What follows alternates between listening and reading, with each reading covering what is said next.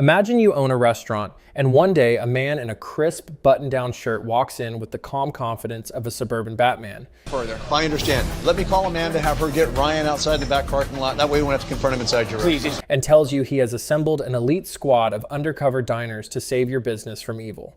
Not rats, not health code violations, not the fact that your menu has 12 different versions of loaded fries. Ryan, come out here.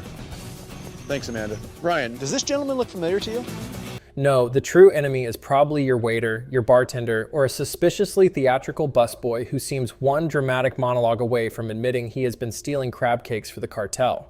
This was Mystery Diners, Food Network's strangest little surveillance fantasy. A show where restaurant owners called Charles Stiles, the Sherlock Holmes of Yelp-adjacent workplace drama, to investigate their own employees with hidden cameras, fake customers, and confrontations so polished they made daytime soap operas look like award-winning cinema. On paper, it sounded brilliant. Real restaurants, real problems, real justice served with a side of mildly overcooked reality television. It promised to expose what really happened when the boss wasn't watching.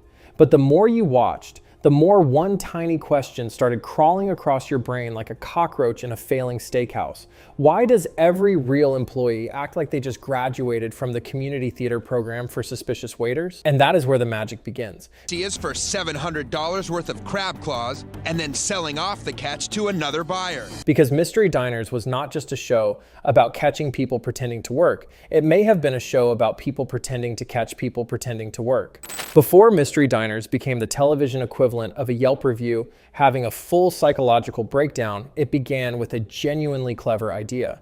The show first appeared as a pilot in December 2011, then officially launched on Food Network in 2012, right in the middle of America's golden age of reality television suspicion.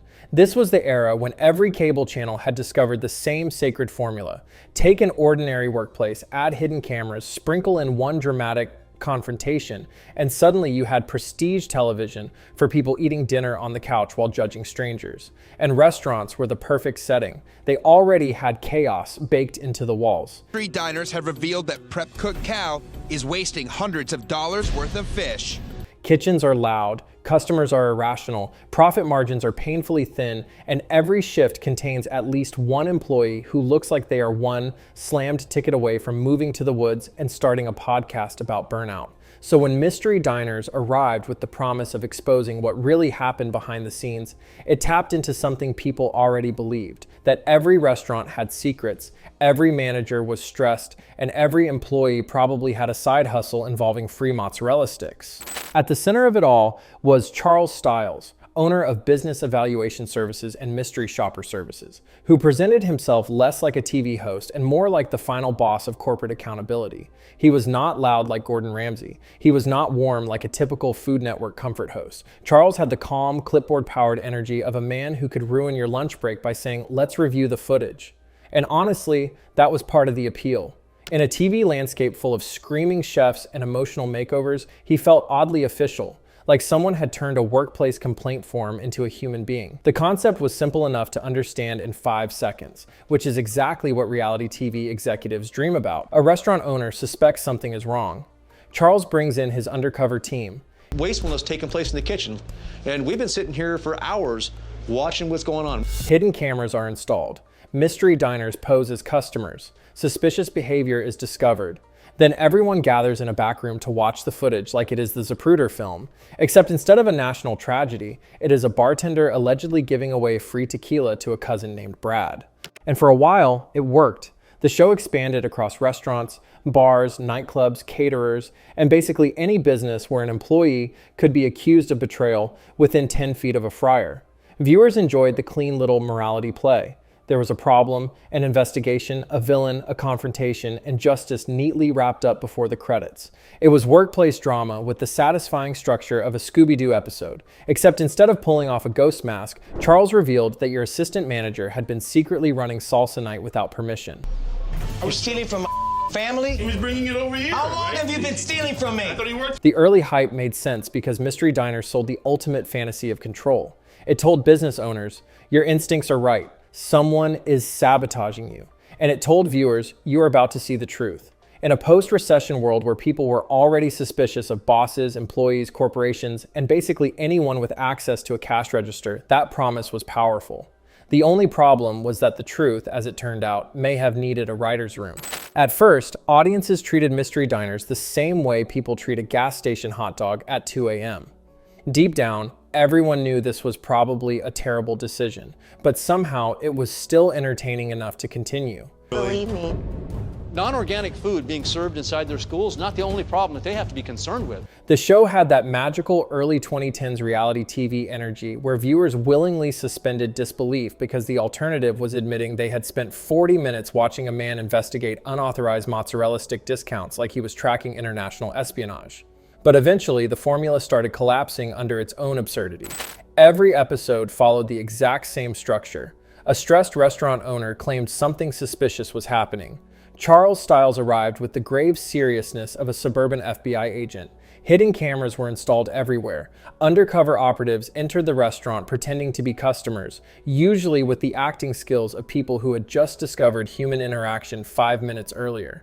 Then, without fail, the investigation uncovered some bizarre criminal mastermind operating out of a sports bar in Nevada. One employee was secretly running their own nightclub. Another was pretending to be the owner while the boss was away. Bartenders were accused of scamming customers, managers were allegedly sabotaging businesses, and waiters behaved like they were financing organized crime through appetizer theft. And that was the problem. Real workplace theft is boring. Actual restaurant drama usually involves missing cash. Right, okay? You know what you did to our company tonight? You humiliated us. Free drinks, or someone crying in the walk-in freezer. Mystery diners, meanwhile, acted like every Applebee's in America was one bad shift away from becoming Breaking Bad. The internet noticed immediately. By 2014, forums, Reddit threads, and YouTube videos were dedicated entirely to exposing how fake the show looked. Viewers pointed out recycled actors, awkward dialogue, and confrontations so unnatural they sounded like rejected scenes from a daytime soap opera. Then came the fatal blow. Google itself turned against them. Type mystery diners into the search bar, and one of the first suggestions became mystery diners fake. That is the digital equivalent of the internet putting your show in a clown costume.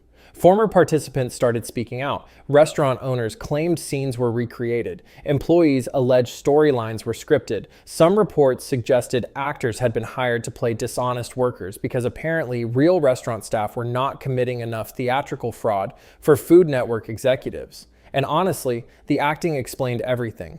There are episodes where Charles reveals shocking footage, and the accused employee responds like they are auditioning for a local theater production called The Betrayal of Dave and Buster's.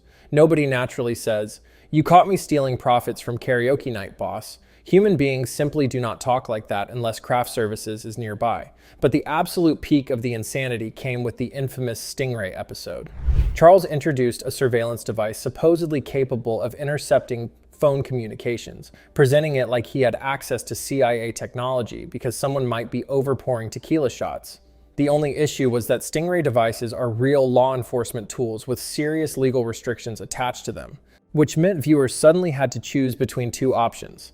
Either the show was blatantly lying for dramatic effect, or Food Network had somehow allowed a restaurant reality show host to casually describe federal crimes on cable television. Neither possibility was great for credibility. Sold it to him for $3,000.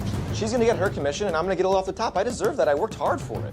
By this point, people were no longer watching Mystery Diners because they believed it. They watched it because it had become accidental comedy. YouTubers mocking the show became more entertaining than the show itself. Charles Stiles slowly transformed into an internet meme, the platonic ideal of a suburban dad convinced he was personally defending America through covert mozzarella surveillance. And instead of calming things down once audiences became skeptical, the show doubled down. Bigger scams, more gadgets, more dramatic reveals. It was like watching a magician respond to accusations of fake magic by pulling out an even larger smoke machine. Meanwhile, Food Network was quietly suffering collateral damage. This was supposed to be the comforting cooking channel. Suddenly, viewers were watching hidden camera sting operations over missing chicken wings, while ominous music played like a true crime documentary. Nice meeting you. Yeah, looking around, it looks like there's a lot of family photos in here. Huge family operated run business. By 2016, after 143 episodes, the show quietly disappeared. No grand finale, no emotional goodbye. It just vanished, like an employee sneaking out the back door after spotting Charles Stiles installing another suspiciously obvious hidden camera near the salad bar.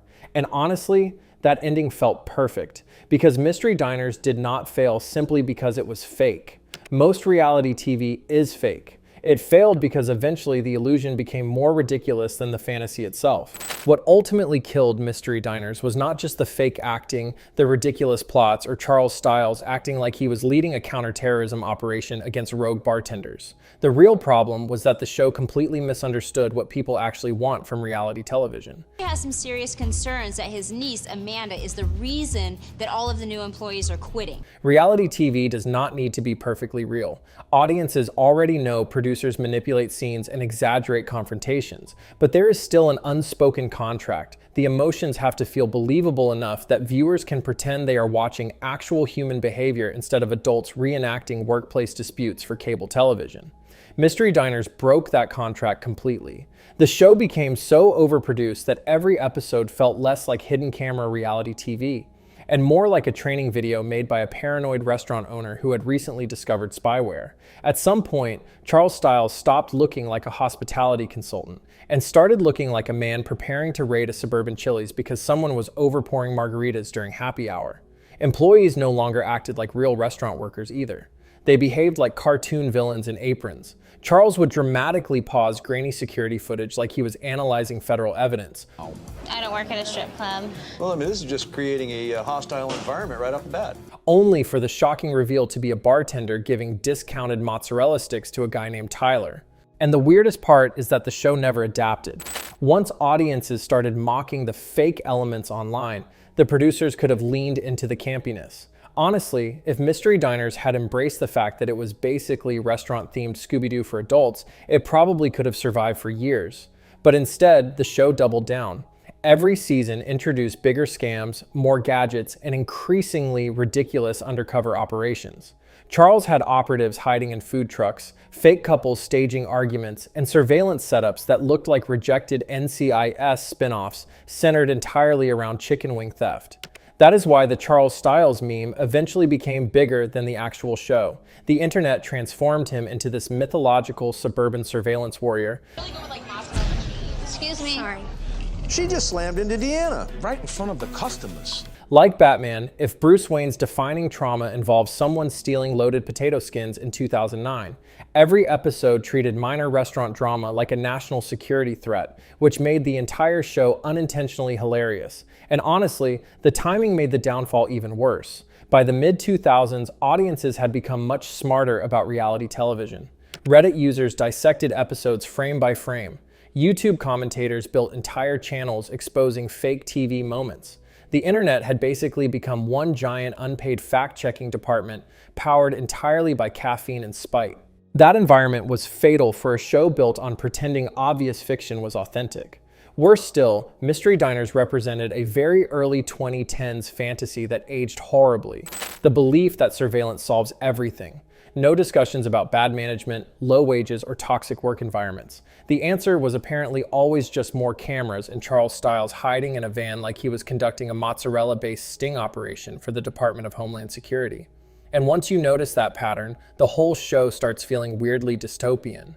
Every employee became a suspect. Every interaction looked criminal under dramatic editing. A waiter forgetting ranch dressing was treated with the same tension as a hostage negotiation. The show disguised paranoia as entertainment while pretending it was wholesome family programming between cupcake competitions and Guy Fieri screaming about donkey sauce. That is why Mystery Diners feels so strange now. Modern audiences either want authenticity or intentional absurdity.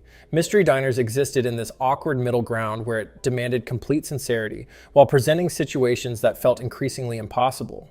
And once viewers start laughing at your show instead of believing it, the countdown has already started. Because by the end, Mystery Diners was no longer a reality show. It had evolved into something far more fascinating. A time capsule from an era when television genuinely believed dramatic music could convince audiences that stolen chicken wings were a federal offense. The weird thing about Mystery Diners is that underneath all the fake confrontations, suspicious acting, and CIA-level mozzarella surveillance, there actually was a decent idea. They come in and out whenever they want. Hey, Deanna. Go into the kitchen and find out why Chris came in late. Hiding somewhere in the chaos. People love workplace drama. They love hidden camera reveals. They love seeing arrogant managers or shady employees get exposed. That fantasy of justice, of finally catching the person ruining everything, is incredibly satisfying. And for a brief moment, Mystery Diners understood exactly how to package that fantasy for television. But then the show made the same mistake a lot of reality TV eventually makes. It stopped trusting reality to be entertaining enough. Instead of smaller, believable conflicts, the scams became cartoonishly elaborate. Instead of authenticity, the show leaned harder into staged drama. And instead of adapting once audiences caught on, it kept pretending everything was completely serious while Charles Stiles investigated chicken wing theft. You're done. You're fired and you're never coming back. Family or no family. Out of here. Like he was tracking an international cybercrime ring. That is ultimately why the show became more famous as a meme than as an actual program, because the internet can forgive fake reality TV. What it cannot forgive is fake reality TV that insists it is smarter than the audience. The moment viewers started laughing at the show instead of getting invested in it, the illusion collapsed completely. And honestly, maybe that is the perfect legacy for Mystery Diners, a show about catching deception that accidentally became a case study in deception itself. Somewhere out there, Charles Stiles is probably still standing in a surveillance van, staring dramatically at grainy footage of a bartender overpouring tequila, convinced he is protecting civilization one sports bar at a time. And maybe that is beautiful in its own deeply ridiculous way. Anyway, subscribe and tell us which reality show should be put out of its misery next.